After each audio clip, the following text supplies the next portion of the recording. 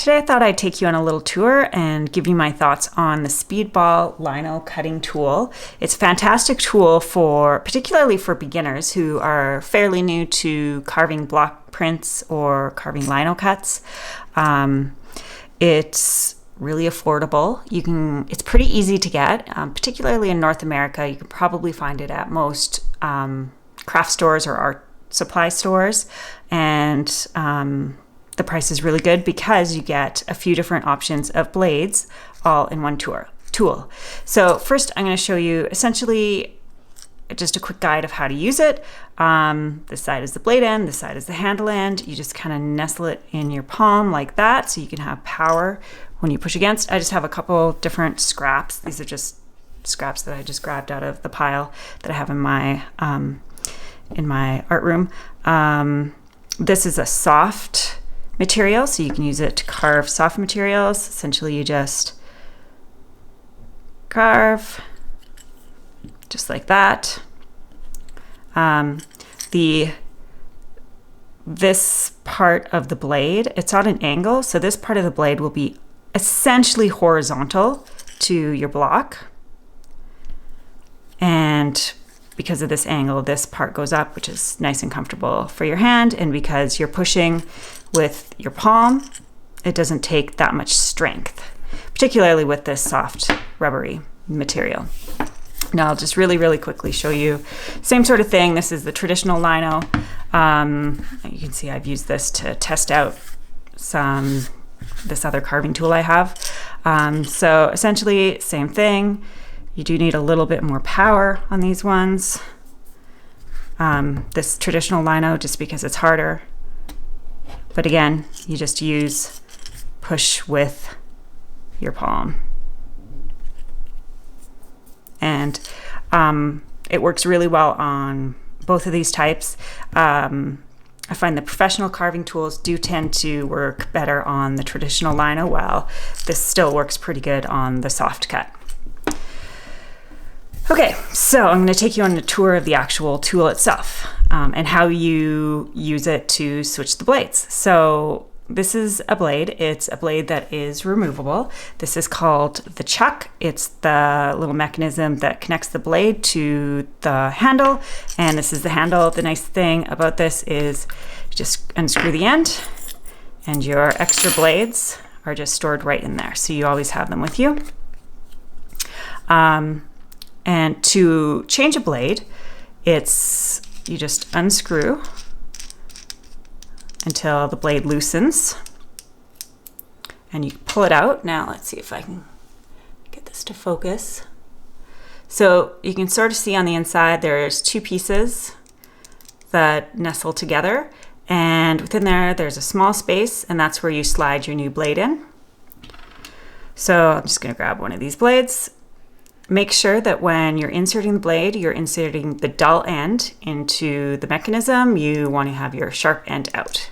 And as you're doing this, be careful because you do not want to press down from the top, because obviously you will cut yourself. Sometimes it takes a little bit of jiggling around just to make sure that the mechanism is in the right place. And let's get you back in focus. And that's essentially how you replace a blade. Now, that time it was fairly simple. I had to do like minor little jostling, but sometimes the blade gets stuck.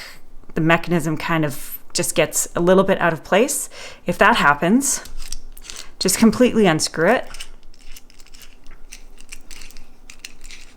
There's not that many pieces inside of here, so it's not like you're gonna get, lost and unable to put it back together. So you have,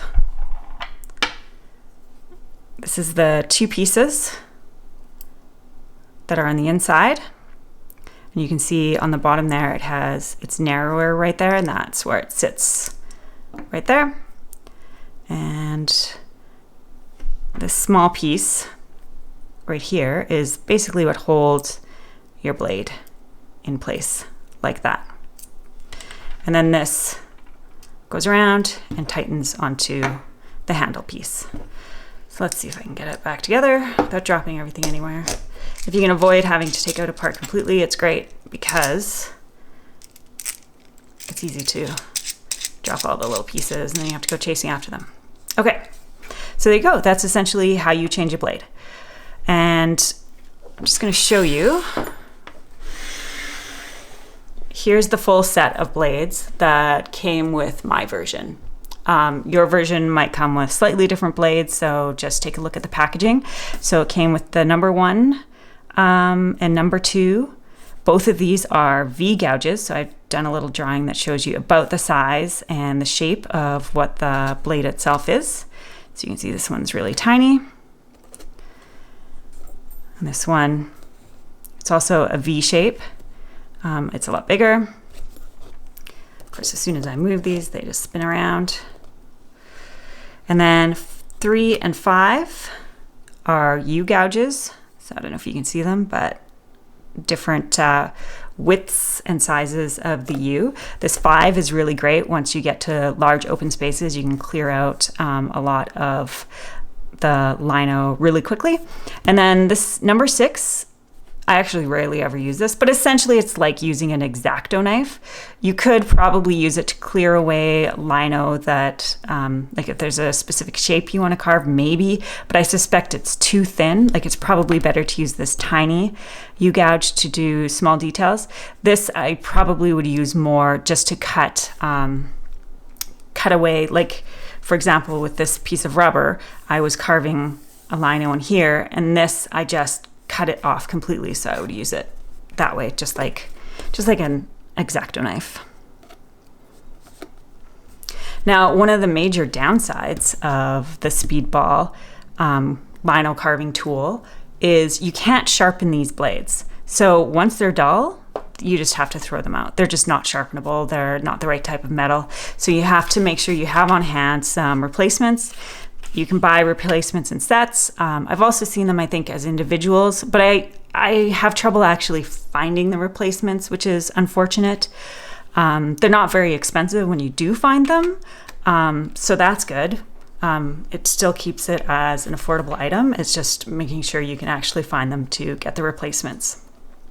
Another downside is you don't actually have a whole lot of options for carving tools. Once you start, like this is the smallest V gouge to provide details, or to carve details, that I've really found in any of the stores I'm able to shop at. But if you start getting into the professional tools, you can get all sorts of really, really teeny tiny carving tools and like dot tools where you can just do little dots, things like that. And here, this might be one of the wider ones. You can get, once you get into the professional tools, you can get into ones that are so wide they're almost completely flat, but you're able to carve away large spaces all at the same time. Carve away ridges so that you don't have a lot of what's called noise on your lino carvings. So it is a little bit limiting. However, these sizes, particularly these 4, less so this one, these 4 really, really get you through a lot of the lino carving that you would probably do. These are really going to be like your workhorses. You're going to be able to do a lot of different work just with these ones. So with that in mind, this is a fantastic tool. If you're a beginner, get this, get a couple pieces of a lino block and just start carving and just see what you like using, and good luck and have fun.